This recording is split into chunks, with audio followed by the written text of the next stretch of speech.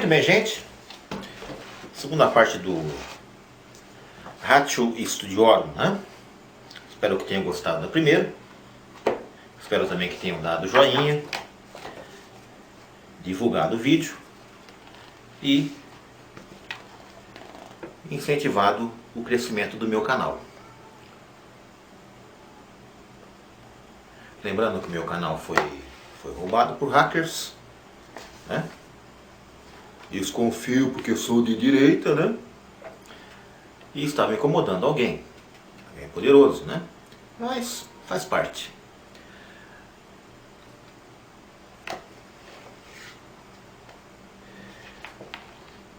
E estávamos vendo aqui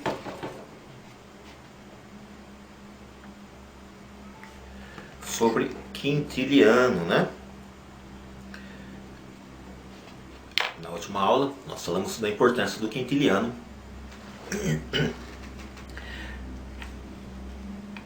para os jesuítas. E aqui continua: Pedro Crocart Flamengo, que viera ainda jovem para a capital francesa e entrara na ordem dominicana em 1503, com 35 ou 40 anos de idade, é o seu centro. Frei Pedro de Bruxelas, como o chamam nos documentos contemporâneos, tinha uma vocação dos grandes professores, formou a escola. A um grupo de discípulos escolhido, conseguiu transmitir o entusiasmo por Santo Tomás, né? Lembrando que Santo Tomás era uma lenda entre os jesuítas, né? Vitória recebeu em Salamanca um movimento restaurador dos estudos, primeiro a origem da escola salmantina, formadora de alguns dos melhores teólogos que figuraram no Concílio de Trento.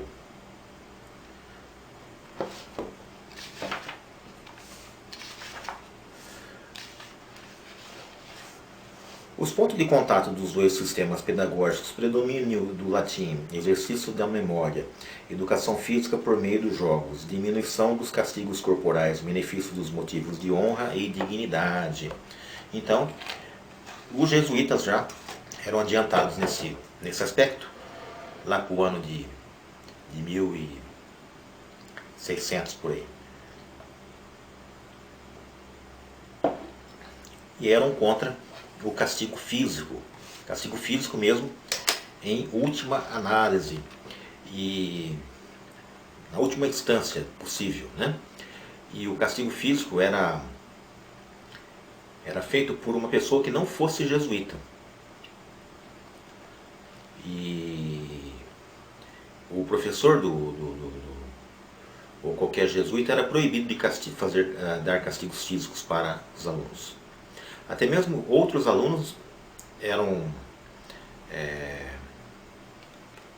aceitos para dar castigos físicos, menos os jesuítas.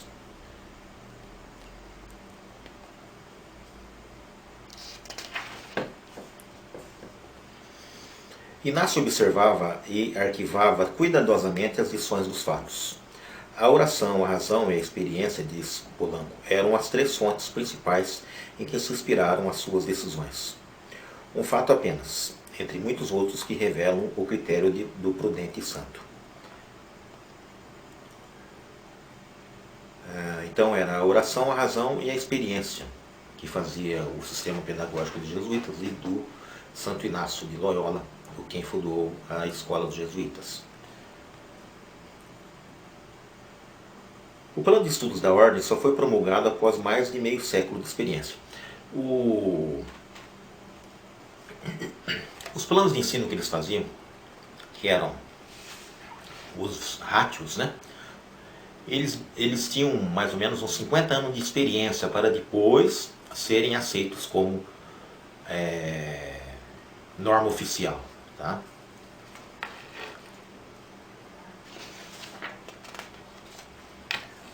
A disciplina e formação de homens para os quais podia fazer apelo um ideal de sacrifício, de fraternidade humana e de amor a Deus. Para quem pela primeira vez se põe em rápido contato com o rádio, a impressão espontânea é quase a de uma decepção. Em vez de um tratado bem sistematizado de pedagogia que talvez esperava, depara com uma coleção de regras positivas e uma série de prescrições práticas e minuciosas. De fato, o Ratio não é um tratado de pedagogia, não expõe sistemas nem discute princípios.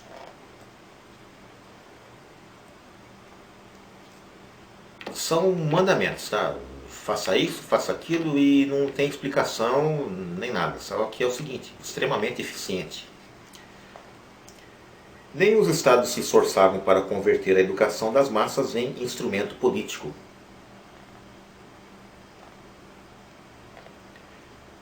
O alvo então visado era universal, a formação do homem perfeito, do bom cristão. Não se mirava com a ação das escolas dar a consciência de cidadão de tal ou qual império, ou de representante desta ou daquela raça predestinada. Os professores do Renascimento percorriam a Europa sem se sentirem estrangeiros em nenhuma parte.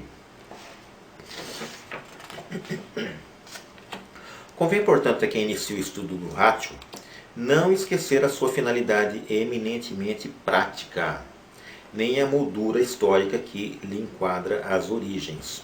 Os princípios pedagógicos que o animam são mais supostos do que enunciados.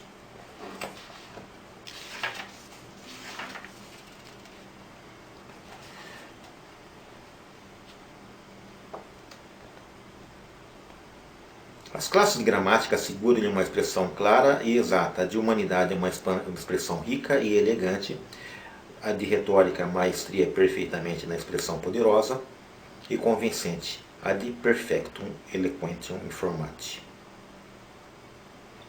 que seria o que o aluno deveria desenvolver.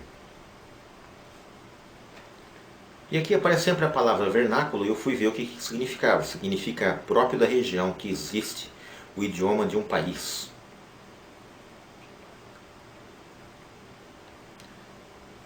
E aqui tem algumas figuras históricas da Companhia de Jesus que são bastante interessantes, tá?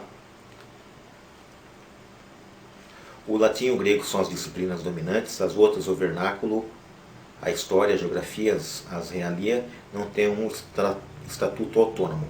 São ensinadas concomitantemente na leitura, versão e comentários de autores clássicos. A seleção e graduação dos autores obedece ao programa seguinte. Na gramática inferior, cartas mais fáceis de Cícero, primeiras noções de grego. Na gramática média, cartas de Cícero, aos familiares, e Virgílio, quem mais aqui? Eneida, Esopo, Agapito, gramática do Padre Álvares, latim Cícero, historiadores César, Salúcio, Tito Livio, Virgílio, Horácio, Padre Cipriano Soares, já diversas vezes recomendado. Orações de Sócrates, São João Crisóstomo, Plutarco, São Gregório, Sinésio e outros semelhantes, Aristóteles, Platão, Demóstenes, Tucídides, Homero, Hesíodo, Píndaro.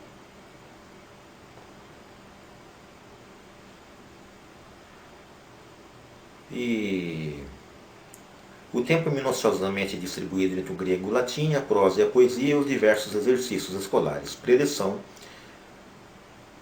discurso ou conferência didática, lição de cor, composição, desafio, etc.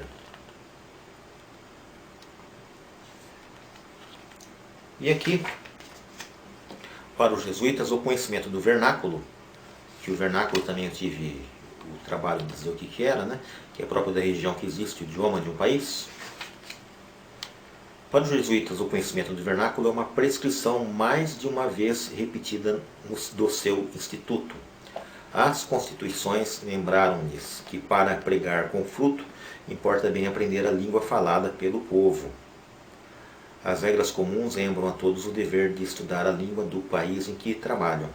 Com este espírito prescrevia Nadal na sua visita aos colégios dos colonos da colônia, 1566, e de Mongúncia, 1567, que estudassem com afinco o alemão. E aí tem aqui, né? Esse espírito levou ainda os filhos de Santo Inácio nos países de missões a dedicar-se com rara perseverança e notáveis resultados aos estudos das línguas indígenas. No México, no Peru e na Colômbia, bem cedo fundaram-se cursos de línguas nativas dos índios. No Brasil, Anchieta primeiro, Figueira mais tarde reduziram a arte à língua tupi-guarani, que já era ensinada no Colégio da Bahia em 1556 e em Pernambuco em 1587. Esse movimento ascensional em favor das línguas vivas culminou em 1832, quando foi revisto o Ratio na autonomia do seu ensino elevado e disciplina maior. Muito bom, então o Tupi-Guarani, que eu me recordo, ele foi falado como língua oficial no Rio de Janeiro, na época do Império. E aí eu vejo a mão dos jesuítas, né? Interessante que os romanos aboliam a língua e conquistavam, e os jesuítas não, né? Ao contrário, né? Nos colégios da companhia receberam a sua própria formação literária. Natália, Tasso, Alfieri, Vico, Muratori, Codini, Sagneri, Bartoli. Na Espanha, Cervantes, Miguel de Cervantes, do Don Quixote, tá? Lope de Vega, Calderon em Portugal, Vieira, Bernardes, Francisco Manuel de Melo, Jacinto Freire de Andrade, Corrêa Garção. No Brasil, Gregório de Matos, Rocha Pita, Cláudio Manuel da Costa, Alvarenga Peixoto, Caldas Barbosa, Basílio da Gama. Na França, Corneille, Molière, Bossuet, Montesquieu, Fontenelle, Malesherbes e o próprio Voltaire, né?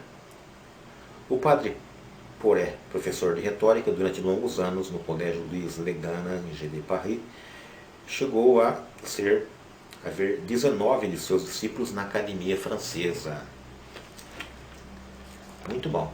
Então dá para se notar como era bom o ensino dos jesuítas.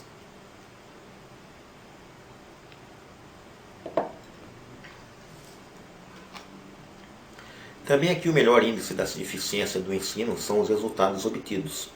Não só entre os membros da ordem contam-se numerosos cultores exímios dos mais variados ramos da ciência, mas ainda das suas escolas saíram alguns dos seus mais notáveis pioneiros.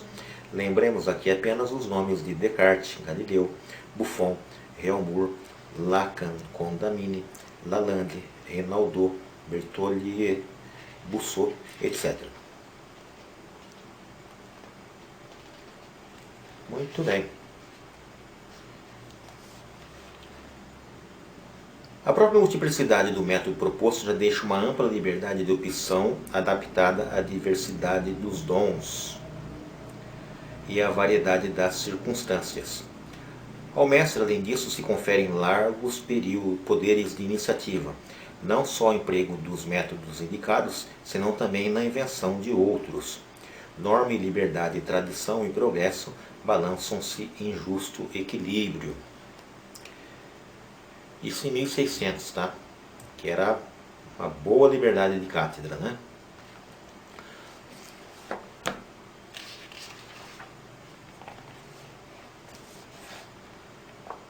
Mais tarde, à medida que as classes se aproximavam da retórica, as questões de gramática elementar sucedem às relativas à sintaxe, ao estilo, à arte de composição.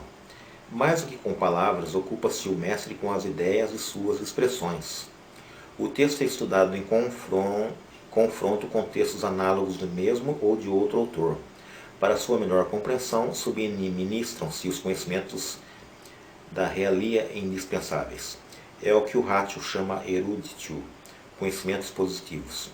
Sob este nome compreende-se as noções de história, geografia, mitologia, etnologia, arqueologia e instituições da antiguidade greco-romana que podem elucidar o sentido do trecho analisado.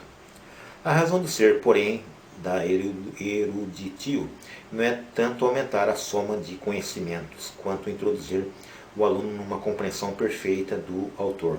A preleção na sua finalidade é menos informativa do que formativa. Não visa comunicar fatos, mas desenvolver e ativar o espírito.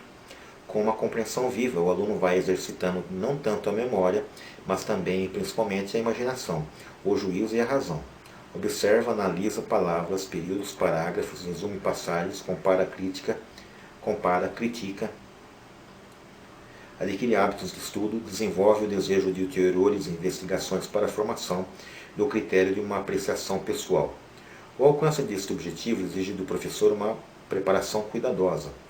Não fale sem ordem nem preparação, mas exponha o que escreveu refletidamente em casa e leia antes de todo o livro ou discurso em mãos. Muito bom. Continuamente, a oportunidade de assimilar melhor e realizar a síntese viva de tudo o que aprende, regras de gramática, normas de estilística, conhecimentos positivos, a lição de preceitos, a praecepta e a leitura do autor, a eruditio, convergem no trabalho pessoal da composição.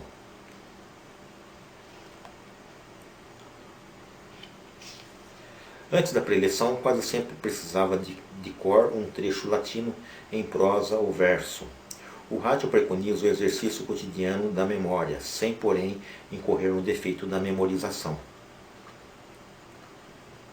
Quem recita um teorema de geometria, em vez de expor-lhe a demonstração racional assimilada?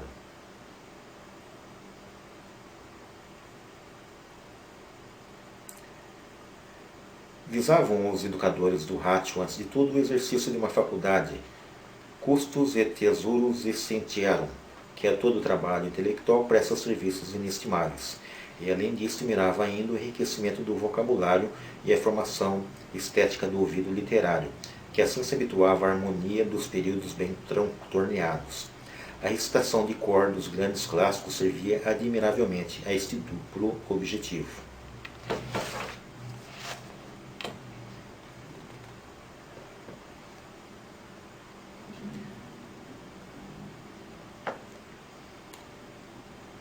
Há, em primeiro lugar, os decuriões e censores. Isso na sala de aula dos jesuítas, eles colocavam alunos como decuriões e censores, onde auxiliavam o professor na tarefa de ensinar. Acima de uns e de outros, toda uma magistratura bem hierarquizada, senadores, tribunos, cônsulos, imperator. Desenvolvia assim nessa magistratura juvenil o senso da responsabilidade, a solidariedade de corpo, a consciência da autoridade e a disciplina da obediência, o respeito da legalidade e ao mesmo tempo plasma-se a aula nos moldes de um organismo social bem estruturado.